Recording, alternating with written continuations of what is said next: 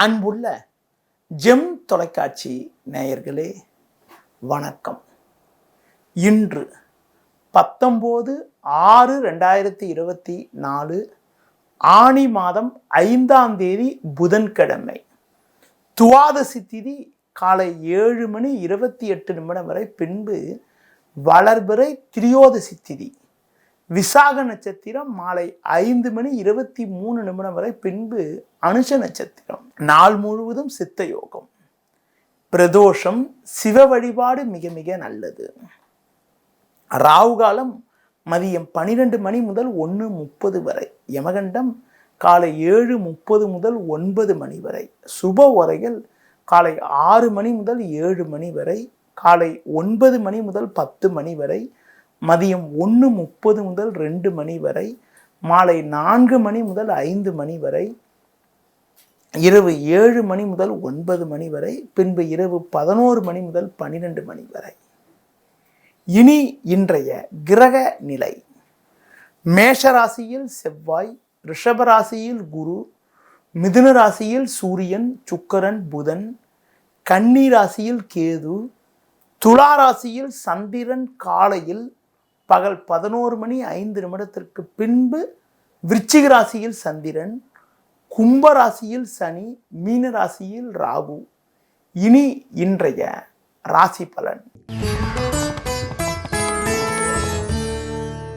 மேஷ ராசி நேயர்களே, நீங்கள் எந்த ஒரு விஷயத்திலும் சற்று பொறுமையோடு நிதானத்தோடு செயல்பட வேண்டிய நாளாக இன்றைய நாள் இருக்கிறது. உங்களுக்கு பண வரவுகள் சாதகமாக இருக்கக்கூடிய ஒரு நிலையும், ஒரு நல்ல வாய்ப்புகள் கிடைக்கக்கூடிய ஒரு அதிர்ஷ்டமும் உங்களுக்கு இருக்கிறது என்றாலும் தேவையில்லாத அலைச்சல்கள் ஏற்படும். குறிப்பாக உங்களுக்கு ராசிக்கு 2இல் குரு, 3இல் சூரியன் சஞ்சரிப்பது ஒரு நல்ல அமைப்பு என்றாலும், இன்று பகல் 11:05 பின்பு, அதாவது மதியத்திற்கான நேரத்தில் சந்திரனானவர் உங்கள் ராசிக்கு 8ஆம் வீட்டில் சஞ்சாரம் செய்ய இருப்பதால் உங்களுக்கு சந்திராஷ்டமம் தொடங்குகிறது.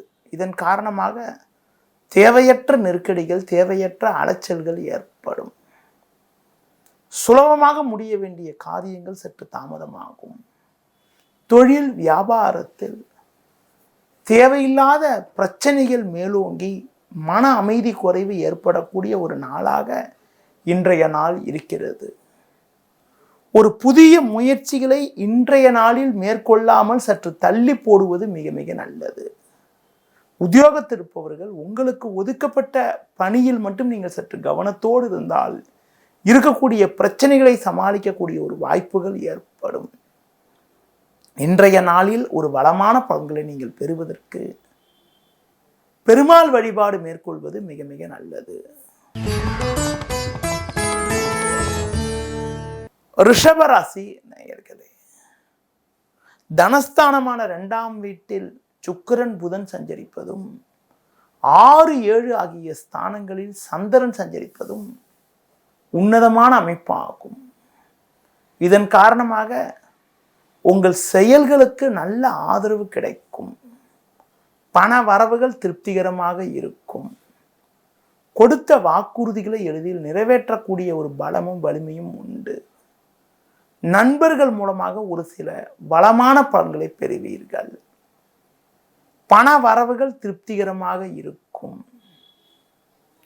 தொழில் ரீதியாக பார்க்கின்ற பொழுது புதிய யுக்திகளை பயன்படுத்தி நல்ல ஒரு முன்னேற்றத்தை அடையக்கூடிய ஒரு வாய்ப்புகள் உங்களுக்கு உண்டு. வேலைக்கு செல்பவர்களுக்கு பணியில் ஒரு சில சாதகமான பலன்கள் கிடைக்கக்கூடிய ஒரு வாய்ப்புகள் இன்றைய நாளில் உங்களுக்கு இருக்கிறது. மேலும் வளமான பலன்களை இன்றைய நாளில் நீங்கள் பெறுவதற்கு தட்சிணாமூர்த்திக்கு நெய் தீபம் ஏற்றுவது மிக மிக நல்லது. மிதுன ராசி நேயர்களே, ஜென்ம ராசியில் சுக்கிரன், புதன் சஞ்சரிப்பதாலும், லாபஸ்தானமான 11ஆம் வீட்டில் செவ்வாய் சஞ்சரிப்பதாலும் ஒரு சில நல்ல வாய்ப்புகள் உங்களுக்கு கிடைக்கும். பண வரவுகள் சாதகமாக இருக்கும். பிறருக்கு தந்த வாக்குறுதிகளை எளிதில் காப்பாற்றக்கூடிய அளவிற்கு ஒரு சில சாதகமான பலன்கள் ஏற்படும். சனியானவர் உங்கள் ராசிக்கு 9ல் சஞ்சரிப்பதாலும், இன்றைய நாளில் சந்திரனானவர் உங்கள் ராசிக்கு 6ஆம் வீட்டில் சஞ்சாரம் செய்ய இருப்பதாலும் எந்த எதிர்ப்பையும் எதிர்கொள்ளக்கூடிய ஒரு பலம் வலிமை உங்களுக்கு உண்டு. நெருங்கியவர்களின் ஆதரவு மிகச் சிறப்பாக இருக்கும். தொழில் வியாபாரத்தில் ஒரு நல்ல முன்னேற்றத்தை நீங்கள் அடையக்கூடிய ஒரு அதிர்ஷ்டமானது இருக்கிறது. வேலையாட்கள் ஒத்துழைப்பு மிக மிக சிறப்பாக இருக்கும். புதிய யுக்திகளை பயன்படுத்தி தொழிலை அபிவிருத்தி செய்யக்கூடிய ஒரு வாய்ப்புகள் கிடைக்கும். உத்தியோகத்தில் இருப்பவர்களுக்கு உங்கள் மீது இருந்த பழிச்சொற்கள் எல்லாம் விலகி ஒரு வளமான பலன்களை பெறக்கூடிய ஒரு வாய்ப்புகள் இன்றைய நாளில் இருக்கிறது. மேலும் வளமான பலன்களை நீங்கள் பெறுவதற்கு இன்றைய நாளில் குறிப்பாக விநாயகர் வழிபாடு மேற்கொள்வது மிக மிக நல்லது. கடக ராசி நேயர்களே, உங்கள் ராசிக்கு லாபஸ்தானத்தில் குரு, 10ல் செவ்வாய் சஞ்சரிப்பது இருக்கக்கூடிய இடத்தில் உங்களுடைய பெயர் புகழ் அந்தஸ்தை அதிகரிக்கக்கூடிய ஒரு அமைப்பாகும். சந்திரனானவர் 4, 5ல் சஞ்சரிப்பதால் வரவுக்கு மீறிய வீண் செலவுகள் ஏற்படலாம். எந்த ஒரு காரியத்திலும் சற்று கவனத்தோடு நிதானத்தோடு இருப்பது நல்லது. தொழில் ரீதியாக பார்க்கின்ற பொழுது சின்ன சின்ன பிரச்சனைகள் உங்களுக்கு இருந்தாலும் எதையும் எதிர்கொள்ளக்கூடிய ஒரு பலம் உண்டாகும்.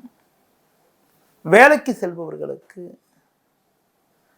வேலை பளு கூடுதலாக இருந்தாலும் அதன் அனைத்தையும் சமாளித்து நல்ல பேர் எடுக்கக்கூடிய ஒரு வாய்ப்புகள் உங்களுக்கு உண்டு. உடல் ரீதியாக இருந்த பாதிப்புகள் எல்லாம் ஓரளவுக்கு விலகி எதிலும் சுறுசுறுப்பாக செயல்படக்கூடிய ஒரு பலம் உங்களுக்கு ஏற்படும். பிறருக்கு தந்த வாக்குறுதிகளை எளிதில் நிறைவேற்றக்கூடிய ஒரு பலம் உங்களுக்கு உண்டு. உணவு விஷயத்தில் சற்று கட்டுப்பாடோடு இருப்பது மிக மிக நல்லது. மேலும் வளமான பலன்களை நீங்கள் அடைவதற்கு சிவன் ஸ்தலங்களுக்கு சென்றுவது மிக மிக நல்லது. சிம்ம ராசி நேயர்களே, ராசியாதிபதி சூரியன் சுக்கிரன் புதன் சேர்க்கை பெற்று லாபஸ்தானமான 11ஆம் வீட்டில் சஞ்சரிப்பது அற்புதமான அமைப்பாகும். இதன் காரணமாக ஒரு வளமான பலன்களை நீங்கள் அடையக்கூடிய ஒரு வாய்ப்புகள் உங்களுக்கு உண்டு. நல்ல வாய்ப்புகள் உங்களுக்கு கிடைக்கும். நண்பர்கள் மூலமாக ஒரு சில அனுகூலமான பலன்களை பெறக்கூடிய ஒரு வாய்ப்புகள் உங்களுக்கு உண்டு. ஒரு பெரிய இடத்து நட்பு உங்களுக்கு கிடைப்பதால் இருக்கக்கூடிய பிரச்சனைகளை சமாளிக்கக்கூடிய ஒரு பலம் உண்டாகும். உத்தியோகத்தில் இருப்பவர்களுக்கு அதிகாரிகள் ஆதரவு சிறப்பாக இருப்பதால் அனுகூலமான பலன்களை அடையக்கூடிய ஒரு அதிர்ஷ்டமானது உங்களுக்கு இருக்கிறது. மேலும் வளமான பலன்களை நீங்கள் அடைவதற்கு துர்க்கை அம்மனை தரிசிப்பது மிக மிக நல்லது. கன்னி ராசி நேயர்களே, உங்கள் ராசிக்கு தொழில் ஸ்தானமான 10ஆம் வீட்டில் சூரியன் சுக்கிரன் புதன் போன்ற கிரகங்கள் சஞ்சரிப்பதும் குரு பார்வை ஜென்ம ராசிக்கு இருப்பதும் நல்ல அமைப்பாகும். இதன் காரணமாக ஒரு வளமான பலன்களை பெறுவீர்கள். பணம் கொடுக்கல் வாங்கல் விஷயத்தில் சற்று பொறுமையோடு நிதானத்தோடு செயல்படுவது நல்லது. தொழில் ரீதியாக பார்க்கின்ற பொழுது கடந்த கால பிரச்சனைகள் சற்று குறையும் என்றாலும் வேலையாட்களை சற்று அனுசரித்து செல்வது நல்லது.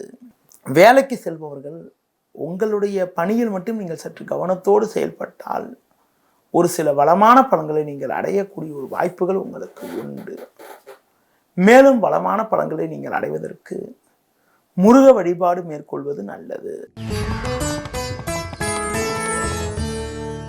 துலா ராசி நேயர்களே, உங்கள் ராசிக்கு 7ஆம் வீட்டில் செவ்வாய் 9ஆம் வீட்டில் சூரியன் சஞ்சரிப்பதால் நீங்கள் எதிலும் சற்று பொறுமையோடு நிதானத்தோடு செயல்படுவது நல்லது. எந்த ஒரு விஷயத்திலும் சிந்தித்து செயல்பட்டால் ஒரு சில வளமான பலன்களை நீங்கள் அடையக்கூடிய ஒரு வாய்ப்புகள் உங்களுக்கு ஏற்படும். தொழில் ரீதியாக பார்க்கின்ற பொழுது சின்ன சின்ன நெருக்கடிகள் ஏற்படும். வரவுக்கு மீறிய வீண் செலவுகள் ஏற்படலாம். எந்த ஒரு விஷயத்திலும் நிதானத்தோடு செயல்பட வேண்டும். உத்தியோகத்தில் இருப்பவர்களுக்கு வேலை பளு இருந்தாலும் உங்களின் தனித்திறமையால் எதையும் சமாளிக்கக்கூடிய ஒரு பலம் உண்டாகும். அதிகாரியிடம் பேசுகின்ற போது சற்று பொறுமையோடு நிதானத்தோடு இருப்பது நல்லது. பணம் கொடுக்கல் வாங்கல் விஷயத்தில் சற்று எச்சரிக்கையோடும் நிதானத்தோடும் இருக்க வேண்டிய ஒரு நேரமாகும். பொதுவாக மற்றவர்கள் விஷயத்தில் தலையிடாமல் உங்களுடைய பணியில் மட்டும் நீங்கள் சற்று கவனத்தோடு இருக்க வேண்டிய ஒரு காலமாக இன்றைய நாள் இருக்கிறது. நீங்கள் சற்று பொறுமையோடு செயல்பட்டால் ஒரு சில அனுகூல பலன்களை அடைய முடியும். கால பைரவரை வழிபாடு செய்வதன் மூலமாக ஒரு வளமான பலன்களை நீங்கள் அடையக்கூடிய ஒரு அதிர்ஷ்டமானது உங்களுக்கு இருக்கிறது. விருச்சிக ராசி நேயர்களே, உங்கள் ராசிக்கு சமசப்தமஸ்தானமான 7ல் குரு சஞ்சரிப்பது பொருளாதார ரீதியாக ஒரு அனுகூலமான பலன்களை உங்களுக்கு தரக்கூடிய ஒரு அமைப்பு என்றாலும் 8ஆம் வீட்டில் சூரியன், சுக்கிரன், புதன் போன்ற கிரகங்களும் காலை வேளையில் 12ஆம் வீட்டில் சந்திரனும் சஞ்சரிப்பதால் தேவையில்லாத அலைச்சல்கள் ஏற்படும். நெருங்கியவர்களால் நிம்மதி குறைவு உண்டாகலாம். வரவுக்கு மீறிய வீண் செலவுகள் உண்டாகும். பணம் கொடுக்கல் வாங்கல் விஷயத்தில் சற்று கவனத்தோடு இருக்க வேண்டும். வேலையாட்களால் வீண் பிரச்சனைகள் ஏற்படக்கூடிய ஒரு நேரம் என்பதால் உங்களுக்கு ஒதுக்கப்பட்ட பணியில் மட்டும் நீங்கள் சற்று கவனத்தை செலுத்துவது, பிறர் விஷயத்தில் தலையிடாமல் இருப்பது மிக மிக நல்லது. இன்றைய நாளில் உங்களது முன்கோபத்தை குறைத்துக் கொள்வது மிகவும் சிறப்பு. மேலும் வளமான பலன்களை இன்றைய நாளில் நீங்கள் அடைவதற்கு குறிப்பாக மகாலட்சுமி வழிபாடு மேற்கொள்வது மிக மிக நல்லது. தனுசு ராசி நேயர்களே, உங்கள் ராசிக்கு சமசப்தமஸ்தானமான 7ஆம் வீட்டில் சுக்கிரன், புதன் சஞ்சரிப்பதும் காலை வேளையில் லாபஸ்தானத்தில் சந்திரன் சஞ்சரிப்பதும் நல்ல அமைப்பாகும். உங்கள் செயல்களுக்கு நல்ல ஆதரவு கிடைக்கும். கொடுத்த வாக்குறுதிகளை எளிதில் காப்பாற்றுவீர்கள்.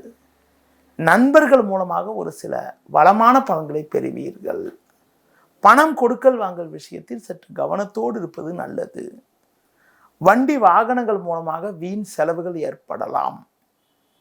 பிள்ளைகள் விஷயத்தில் சற்று கவனத்தோடு நிதானத்தோடு செயல்படுவது, முடிந்தவரை குடும்ப உறுப்பினர்களை சற்று அனுசரித்து செல்வது மிக மிக நல்லது. மேலும் வளமான பலன்களை இன்றைய நாளில் நீங்கள் அடைவதற்கு குறிப்பாக சிவன் ஸ்தலங்களுக்கு சென்று வருவது மிக மிக சிறப்பு.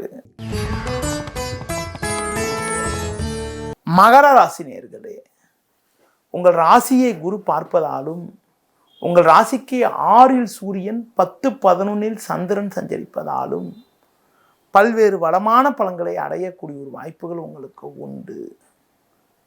நண்பர்கள் மூலமாக ஒரு ஏற்ற மிகுந்த பலன்களை பெறுவீர்கள். கொடுத்த வாக்குறுதிகளை எளிதில் காப்பாற்றக்கூடிய ஒரு பலம் உண்டாகும். குறிப்பாக கடந்த கால பிரச்சனைகள் எல்லாம் சற்று குறையும். கணவர் வழியில் ஒரு சில சாதகமான பலன்களை அடையக்கூடிய ஒரு வாய்ப்புகள் உண்டு. உங்களுக்கு உள்ள சட்ட சிக்கல்கள் எல்லாம் தற்போது குறையக்கூடிய ஒரு வாய்ப்புகள் உங்களுக்கு இருக்கிறது. மேலும் வளமான பலன்களை இன்றைய நாளில் நீங்கள் அடைவதற்கு முருக வழிபாடு மேற்கொள்வது மிக மிக நல்லது. கும்ப ராசி நேயர்களே, உங்கள் ராசியில் சனி, 2ல் ராகு சஞ்சரிப்பதாலும் 5ஆம் வீட்டில் சூரியன் சஞ்சரிப்பதாலும் பொறுமையை கடைபிடிப்பது நல்லது. தேவையில்லாத அவப்பெயர்கள் உங்கள் பேரில் விழலாம். பிறர் உங்கள் மீது வீண் பழிச்சொற்கள் சொல்லக்கூடிய நேரம் என்பதால் மற்றவர்கள் விஷயத்தில் சற்று பொறுமையோடு நிதானத்தோடு இருப்பது நல்லது. தேவையில்லாத அலைச்சல்கள் ஏற்படும். நீங்கள் நினைப்பது ஒன்று, நடப்பது ஒன்றாக இருக்கும். குறிப்பாக உடனிருப்பவர்களை சற்று அனுசரித்து செல்வது மிக மிக நல்லது. இன்றைய நாளில் ஒரு வளமான பலன்களை நீங்கள் பெறுவதற்கு சர்வேஸ்வரர் வழிபாடு மேற்கொள்வது மிக மிக நல்லது. மீன ராசி நேயர்களே, உங்கள் ராசிக்கு 2ல் செவ்வாய், 4ல் சூரியன் சஞ்சரிப்பதாலும் காலை 11:05 வரை உங்கள் ராசிக்கு 8ல் சந்திரன் இருந்து சந்திராஷ்டமம் நடப்பதாலும் எந்த ஒரு காரியத்திலும் சற்று கவனத்தோடு இருக்க வேண்டும். நீங்கள் நினைப்பது ஒன்று, நடப்பது ஒன்றாக இருக்கும். நெருங்கியவர்களால் நிம்மதி குறைவு ஏற்படலாம். பேச்சில் பொறுமையோடு இருக்க வேண்டும். பிறர் விஷயத்தில் தலையிடாமல் இருப்பது நல்லது.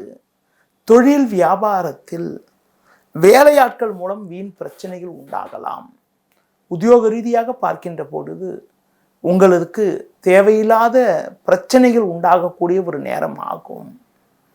எந்த ஒரு காரியத்திலும் சிந்தித்து நிதானித்து பொறுமையோடு செயல்பட வேண்டும். குறிப்பாக கடந்த கால சோதனைகள் சற்று குறையும் என்றாலும் நெருங்கியவர்களை சற்று அனுசரித்து செல்வது நல்லது. தொழில் ரீதியாக பார்க்கின்ற பொழுது ஒரு சில நெருக்கடிகளுடன் அனுகூல பலன்களை அடையக்கூடிய ஒரு வாய்ப்புகள் உங்களுக்கு இன்றைய நாளில் இருக்கிறது. குறிப்பாக காலை வேளையில் தேவையில்லாத குழப்பங்கள் இருந்தாலும் மதியத்திற்கு பிறகு பிரச்சனைகள் எல்லாம் ஓரளவுக்கு குறைந்து ஒரு சில ஆறுதல்களான பலன்களை அடையக்கூடிய ஒரு வாய்ப்புகள் உண்டு. குறிப்பாக இன்று பகல் 11:05 உங்களுக்கு சந்திராஷ்டம் முடிவதால், மீனராசிக்காரங்களுக்கு முடிவதால், மாலை வேளையில் நீங்கள் மேற்கொள்ளக்கூடிய முயற்சிகளுக்கு ஒரு சில சாதகமான பலன்கள் கிடைக்கக்கூடிய ஒரு வாய்ப்புகள் உங்களுக்கு உண்டு. நேயர்களே, இன்றைய நாளில் ஒரு வளமான பலன்களை நீங்கள் பெறுவதற்கு முருக வழிபாடு மேற்கொள்வது மிகவும் சிறப்பு.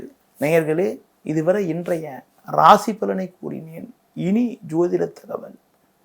ஜோதிட தகவல்ல பலவிதமான தகவல்களை உங்களிடம் பேசி வருகிறேன்.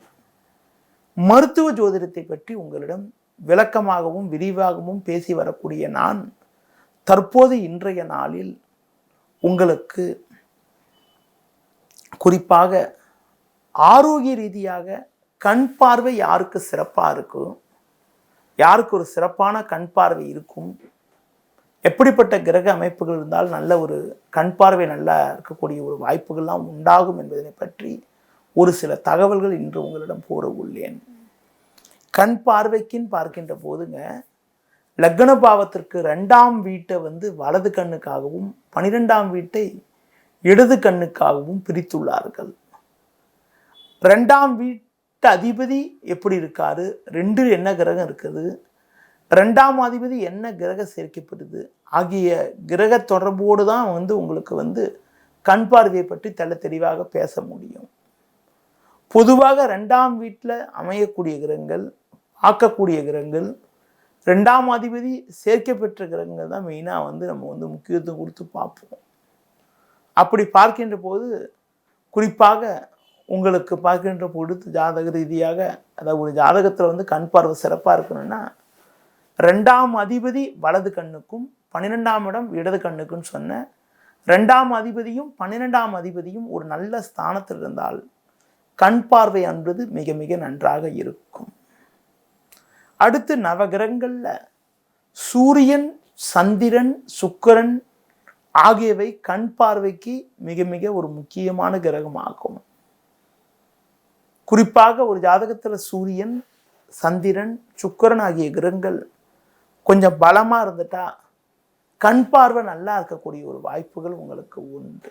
குறிப்பாக 2ஆம் அதிபதி எப்படி இருக்காரு, 2ஆம் வீட்டில் என்ன கிரகம் இருக்குது, எப்படிப்பட்ட நிலையில பார்த்தீங்கன்னா அந்த ஜாதகருக்கு கண் பார்வை நல்லா இருக்கும்னு பார்க்கின்ற பொழுது குறிப்பாக 2-12 மட்டும் இல்லாமல் சூரியன், சந்திரன், சுக்கிரன் ஆகிய கிரகங்கள் முக்கிய பங்கு வகிக்குதுன்னு சொன்னேன். 2-12ஆம் அதிபதிகள் ஒரு கேந்திர திரிகோண ஸ்தானத்தில் இருக்கிறது நல்ல சிறப்பு.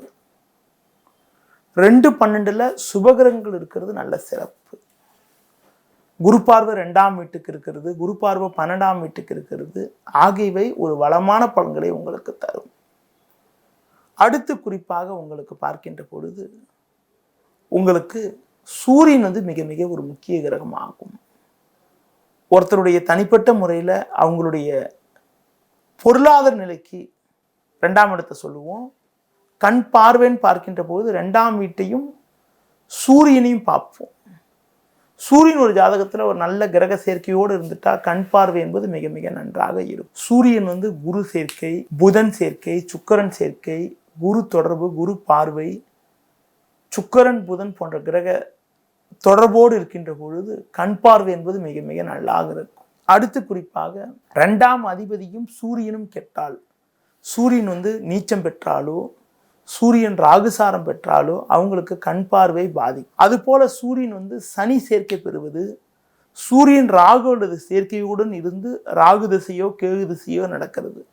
சூரியன் ஜாதக ரீதியாக அமையக்கூடிய இடத்திற்கு அருகில் மிக அருகில் கேது இருந்தாலும், சூரியன் கேதுவோட நட்சத்திரம் இருக்கிறதும், சூரியன் ராகுவோட நட்சத்திரம் இருக்கிறதும், சூரியன் சனியோட நட்சத்திரம் இருக்கிறதும் கண் பார்வை ரீதியாக சற்று சுமாரான அமைப்பாகும். அதிலும் குறிப்பாக 2ஆம் வீட்டு அதிபதியும் பலகீனமாக இருந்து உங்களுக்கு பார்த்தீங்கன்னா 2ஆம் வீட்டை பாவகிரகங்கள் பார்த்தாலும் கண் பார்வை என்பது பாதிக்கும். அடுத்து குறிப்பாக பார்த்தீங்கன்னா 2-12ஆம் வீடுகளை பாவகிரகங்கள் பார்க்கக்கூடாதுன்னு சொன்ன 2-12 பாவகிரகங்கள் இருந்தாலும் கண் பார்வை என்பது பாதிக்கும். 2ஆம் வீட்டுக்கு 7ஆம் இடமான 8ஆம் வீடும், அதே மாதிரி 12ஆம் வீட்டுக்கு 7ஆம் வீடான 6ஆம் வீடும் கண் பார்வைக்கு மிக மிக ஒரு முக்கியமான ஸ்தானமாகும். ஒரு ஜாதகத்தில் 6-12 பாவகிரகம் இருந்தாலும் அவங்களுக்கு கண் பார்வை பாதிக்கக்கூடிய ஒரு சூழ்நிலை உங்களுக்கு உண்டாகும். 6-12 பாவகிரகம் இருந்தாலும் கண் பார்வை என்பது பாதிக்கப்படக்கூடிய ஒரு சூழ்நிலை உண்டாகும். சூரியன் சந்திரன் போன்ற கிரகங்கள் பலகீனமாக 2ல் இருந்தாலும், சூரியன் சந்திரன் சுக்கிரன் போன்ற கிரகங்கள் பலகீனமாக உங்களுக்கு 12ஆம் வீட்டில் இருந்தாலும் கண் பார்வை என்பது பாதிக்கும். அதுபோல 2க்கு 7ஆம் இடமான 8ஆம் வீட்டில் சூரியன் ராகு சேர்க்கை, சனி சேர்க்கை, கேது சேர்க்கை இந்த மாதிரிலாம் இருந்தாலும், அதே மாதிரி 12க்கு 7ஆம் இடமான 6ஆம் வீட்டில் பாவகிரக தொடர்போடு சூரியன் இருந்தாலும், பாவகிரக தொடர்போடு சந்திரன் இருந்தாலும், பாவகிரக தொடர்போடு சுக்கிரன் இருப்பதும் அவ்வளோ சிறப்புன்னு சொல்ல முடியாது. பொதுவாக 2-12க்கு அதிபதிகள் சுக்கிரன் எந்த கிரக சேர்க்கை பெறுகிறார் என்பது மிக மிக முக்கியம். 2-12க்கு அதிபதிகள் ரொம்ப பாவகிரக தொடர்போடு இருந்துட்டு உங்களுக்கு சுக்கிரன் பலகீனமாக இருந்து, சுக்கிரன் நீச்சமாக இருந்து, சுக்கிரன் ராகு கேது போன்ற சேர்க்கையை சாரம் பெற்றிருந்து பலகீனமாக இருந்தால் கண் பார்வை என்பது பாதிப்பதற்கான வாய்ப்புகள் கொடுக்கும். ஒரு ஜாதகத்தில் லக்னத்துக்கு 6ல் சந்திரனும் 6ல் சூரியனும் 6ல் சுக்கிரனும் பலகீனமாக இருந்தாலும் தனது 7வது பார்வையாக 12ஆம் வீட்டை பார்க்கும். அப்படிப்பட்ட நிலையில் இடது கண் பாதிக்கப்படக்கூடிய ஒரு அனுகூலமற்ற நிலையானது உண்டாகும். அதே மாதிரி 8ஆம் வீட்டில் சூரியன் சந்திரன் சுக்கிரன் போன்ற கிரகங்கள் பாவகிரக தொடர்போடு இருந்தால் அதற்கு 7ஆம் இடம் என்பது 2ஆம் இடம் என்ற காரணத்தினால குடும்ப உறுப்பினர்களுடைய, அதாவது குடும்பத்தில் இருப்பவர்களுக்கு சில பிரச்சனைகள், அந்த ஜாதகருக்கே கண் சம்பந்தப்பட்ட வகையில் கொஞ்சம் காம்ப்ளிகேஷன்ஸ்லாம் கூட வருவதற்கான வாய்ப்புகள் உண்டு. அடுத்து குறிப்பாக ஒரு ஜாதகத்தில் குறிப்பாக மேலோட்டமாக பார்க்கின்ற பொழுது 1, 2, 12, 6, 8 ஆகிய ஸ்தானங்களில் சூரியன் சுக்கிரன் சந்திரன் போன்ற கிரகங்கள் உங்களுக்கு பாவகிரக தொடர்புனா ராகு தொடர்பு, கேது தொடர்பு போன்ற பாவகிரக தொடர்போடு இருக்கின்ற பொழுது கண் பார்வை என்பது பாதிக்கிறது. 2-12 சனி செவ்வாய் போன்ற கிரகங்கள் இருந்தாலும், சனி செவ்வாய் பார்வை 2-12க்கு இருந்தாலும் உங்களுக்கு கண் சம்பந்தப்பட்ட பிரச்சனைகள் உண்டாகுது. அடுத்து குறிப்பாக சந்திரன் சுக்கிரன் பாவகிரக சேர்க்கை பெற்று 2-12 இருந்தாலும் சரி, 6-8-12 இருந்தாலும் சரி, குறிப்பாக 6-8-12 இருக்கின்ற பொழுது உங்களுக்கு கடுமையான கண் பார்வைக்கான பாதிக்கப்படக்கூடிய ஒரு நிலையெல்லாம் கூட உண்டாக்கும். அடுத்து குறிப்பாக ஒரு ஜாதகத்தில் குறிப்பாக சந்திரன் பலகீனமாக இருந்து, சந்திரன் 2 அல்லது 12 பாவகிரக தொடர்போடு பலகீனமாக இருந்து அவங்களுக்கு பார்த்தீங்கன்னா ஒரு சுபகிரக தொடர்போடு இல்லாமல் இருந்தால் அவங்களுக்கு உங்களுக்கு கண் சம்மந்தப்பட்ட விஷயத்தில் கண்ணில் நீர் வடிகிறது, கண் நோய் ஏற்படுறது, மாலைக்கண் நோய் ஏற்படுறது, அந்த மாதிரி ஒரு சூழ்நிலையெல்லாம் கூட உண்டாகும். கண் பார்வையை பற்றி பேசுகின்ற போது முதல்ல உங்களுக்கு லக்ன பாவத்துக்கு 2, 6, 8, 12 ஆகிய ஸ்தானங்களையும் சூரியன் சுக்கிரன் சந்திரன் போன்ற கிரகங்களும் பார்க்கணும். இந்த கிரகங்கள் பாதிக்கப்பட்டு, இந்த பாவங்கள் பாதிக்கப்பட்டு, இந்த கிரகங்கள் ஏதாவது வகையில் பாதிக்கப்பட்டிருந்தால் அவங்களுக்கு கண் பார்வையில் ரொம்ப ரொம்ப கேர் எடுத்துக்கணும். ஜோதி ரீதியாக ஒருத்தருக்கு கண் பார்வை எப்படி இருக்கும், எப்படிப்பட்ட நிலையில் உங்களுக்கு கண் பார்வை நல்லா இருக்கும் என்பதை பற்றியும் இன்றைய ராசிபலன் பற்றியும் உங்களிடம் கூறினேன். மீண்டும் நாளை காலை சந்திப்போம். நன்றி, வணக்கம்.